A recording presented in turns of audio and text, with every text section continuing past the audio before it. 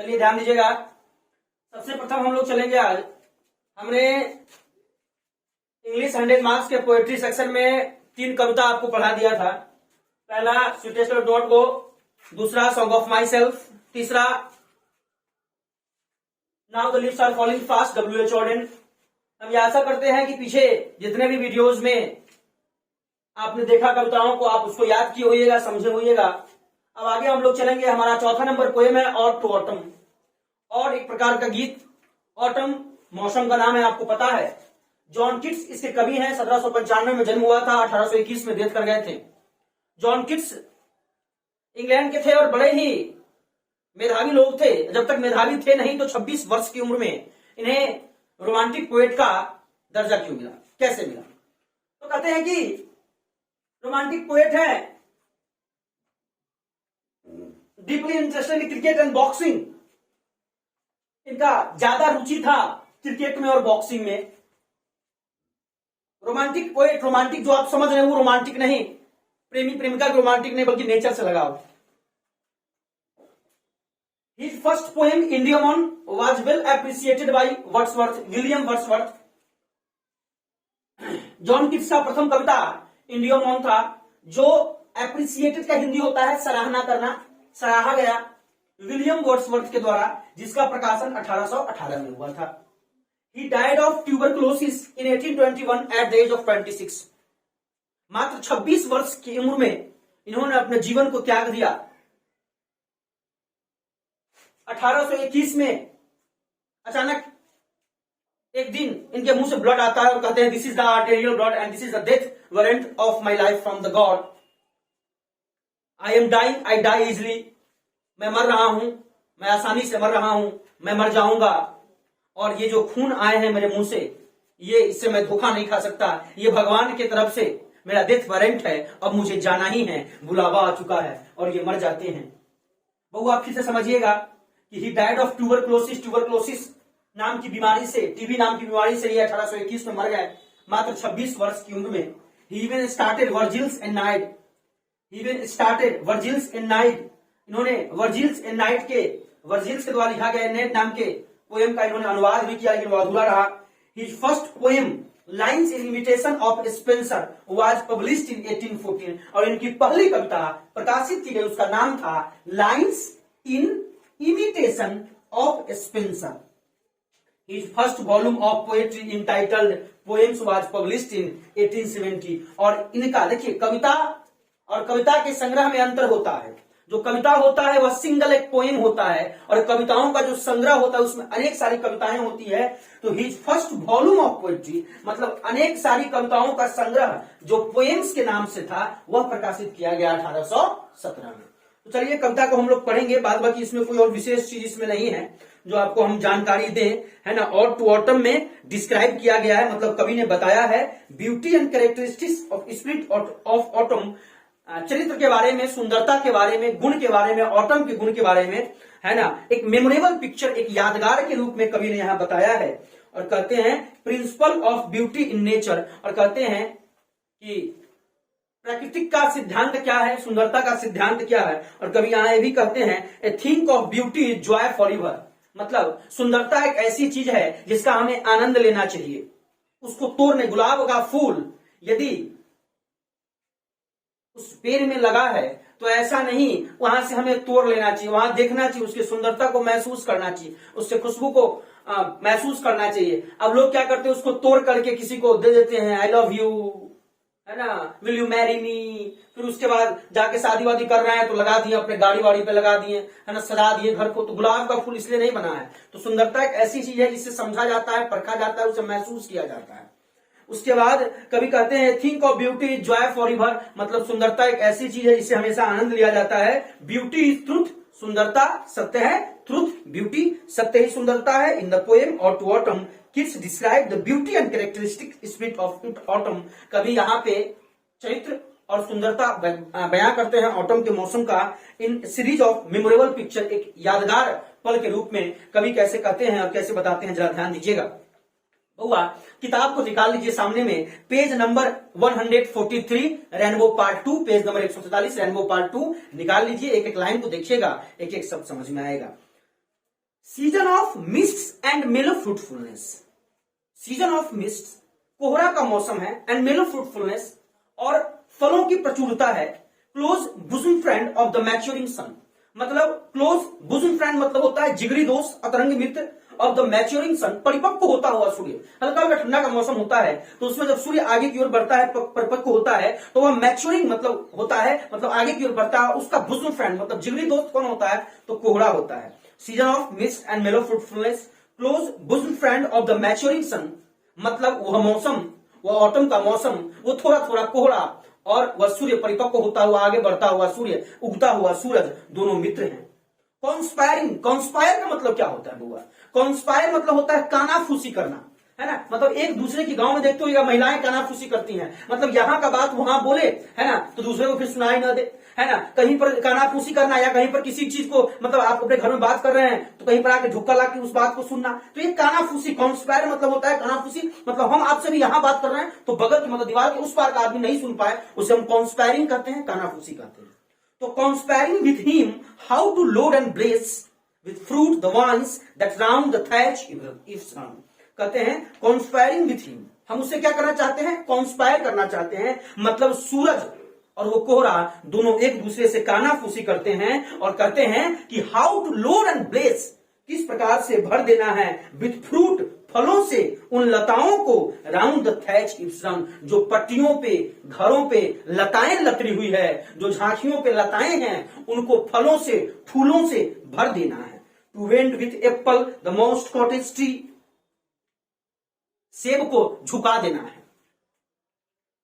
And fill all fruit with the ripeness to the core, और सभी फल के कोर तक, सभी फल के कोर तक पका देना है। आप आम खाए होइएगा, आप लीची खाए होइएगा, आप सेब खाते होइएगा, सेब का जो बीच वाला कोर आता है, उसमें बिया जो रहता है, वहां तक यदि पका हुआ ना हो तो थोड़ा सेब खटापन पे लगेगा आपको, आम खट्टा लगेगा, लीची खट्टा लगेगा, तो पूरा पका देना, मतलब कोर तक पका देना है। To bend with apples the most cottage tree and fill all fruit with ripeness to the core, मतलब कोर तक पका देना है। To swell the gourd, gourd मतलब कद्दू, भगवान नहीं, जीओडी नहीं, गॉड, GOURD, गॉड मतलब कद्दू को फुला देना है। And plump the hazel shells, अखरोट को फुलाना है। विथ अ स्वीट कर्नल, उसमें मिठास भर देना है। To set budding more and still more later flowers for the bees, कहते हैं, और अधिक से अधिक फूल देना है मधुमक्खियों के लिए। अगर मान लीजिए कि मधुमक्खियों के सामने में आप नारियल जाके रख दीजिएगा तो मधुमक्खियों को कोई फायदा नहीं होने वाला है। कहते हैं बानर के हाथ नारियल नहीं शोभा देता, तो यदि मधुमक्खी को आप नारियल दीजिएगा तो मधुमक्खी को उससे क्या फायदा है? मधुमक्खी को कद्दू से क्या फायदा है? मधुमक्खी को आम से क्या फायदा है? मधुमक्खी को मतलब है आम के मंजर से, मधुमक्खी को मतलब है आम के फूल से, मतलब फूल का मजा लेते हैं, वहां से नेक्टार लेते हैं, फिर मध का निर्माण करते हैं अपने छाता में ले जाकर के। तो वही कहते हैं कि इतना फूल दे देना है कि until they think warm days will never cease for summers overbrimmed their clammy cells, और फिर वो सोचे कि ऐसा दिन कभी समाप्त ना हो, हे भगवान, यह दिन हमेशा रहे, कितनी हरा भरा फूला फाला सब कुछ हमारे पास पर्याप्त रहे, यह दिन कभी समाप्त ना हो। और धीरे धीरे उनका क्लैमी सेल्स मतलब वो रोएदार चिपचिपा जो होता है वह उनके छत्ता में चिपकने लगता है। फिर कभी ने यहाँ रियोथेटिकल क्वेश्चन का यूज किया है। रियोथेटिकल क्वेश्चन मतलब होता है बुआ कि उसी में क्वेश्चन और उसी में आंसर। कहते हैं कि who hath not seen thee oft amid the store sometimes whoever seeks abroad may find. और कभी कभी आप चले जाइए तो ऑटम का मौसम, जब उस मौसम में फसल पूर्ण रूप से पक जाते हैं, फल पक जाते हैं, सब चीज पक जाता है, तो लोग उसको ग्रीनिंग मतलब बटोरने का, तोड़ने का काम करते हैं। तो कहते हैं कि sometimes whoever seeks abroad may find thee sitting careless on a granary floor. Abroad मतलब विदेश नहीं, यह अब्रॉड मतलब होता है ग्रामीण इलाकों में। ग्रामीण इलाकों में जाकर के देखिए तो वहां आपको ऑटम पड़ा हुआ मिलेगा, ग्रैंडरी फ्लोर, धान्यागार पे, जहां पे फसलों को रखा जाता है, सुखाया जाता है। Thy hair soft lifted by the winnowing wind, हवाएं थोड़ी बहती है, धान का भुजा है, गेहूं का भुजा है, थोड़ा लहराती हुई वहां पर रहेंगी। Thy hair soft lifted by the winnowing wind on a half reaped furrow sound asleep, और वहां पे ए हाफ रिप्ड फ्यूरो, एक थोड़ी सी सिकन डालती है वहां पे, जब वो ऑटम रहती है वहां पे उस धान्यागार पे रहती है, और वहां से जब हवा बहती है थोड़ी सी सिकन डालती है उसमें। ड्राउज्ड विद द फीम ऑफ पॉपीज, और झपकी लेती है। पॉपीज मतलब पोस्ट होता है खसखस जिससे अफीम बनाया जाता है, वहां से हवाएं निकल के आती है। Spares the next swath and all its twined flowers, और यह लिपटा हुआ रहता है। स्वैथ मतलब बहुत लंबी चौड़ी पट्टी रहती है किसी भी फसल की, लंबी गांव में खेतों में खलिहाने में आप जाइएगा तो वहां देखने को मिलेगा बहुत लंबी लंबी पट्टी। धान है तो बिग्घा बिग्घा कट्ठा कट्ठा में धान ही धान है, गहूं में वो स्वैथ रहता है पट्टी प्रकार का। And sometimes like a gleaner thou dost keep, और फिर जब ऑटम में सब फसल फल फूल पक जाते हैं तो लोग उसको ग्लीनिंग मतलब बटोरने का काम करते हैं। Steady they laden head across a brook, और लदा हुआ होता है, सब लोग उसको लाते हैं। और by A cider press with patient look, और लोग आराम से सहनशील होकर के धैर्य रूप में साइडर प्रेसिंग मतलब फलों से जूस पका। हमारे यहाँ कभी तो विदेश के हैं तो वहां सेब है संतरा है तो फलों से जूस निकालने की प्रक्रिया होती है। Thou watches the last oozings hour by hours, और यह काम 2 मिनट 5 मिनट 10 मिनट आधा घंटा 1 घंटा का नहीं होता, बल्कि घंटों घंटों तक फसल काटने का, उसके ओसवनी का, उससे रस निकालने का, अन्य भांति भांति प्रकार के फसल के उपरांत कटने के बाद जो काम होता है वह चलता रहता है। फिर कभी कहते हैं where are the songs of spring, spring मतलब बसंत के गीत कहां हैं? ए वेयर आर दे, वे कहां हैं? Think not of them thou has the music too, मतलब उसके भी संगीत है, सभी मौसम के कोई ना कोई संगीत है। While barred clouds bloom the soft dying day, जब शाम होती हुई बादल, ओझल होती हुई बादल एक दिन की समाप्ति करता है। And touch the stubble plains with rosy hue, और उस प्लेन्स को लगता है कि अब देखिए सामने, कभी अपने छत पे चढ़ के देखिएगा सूर्य जब डूबता हुआ नजर आता है तो उस समय लगेगा गुलाबी रंग का पूरा होता है और नीचे धरती पे टच करता है, या नहीं तो उससे अच्छा है कि कन्याकुमारी कभी जाएं तो वहां का आनंद लें सूर्य डूबने का।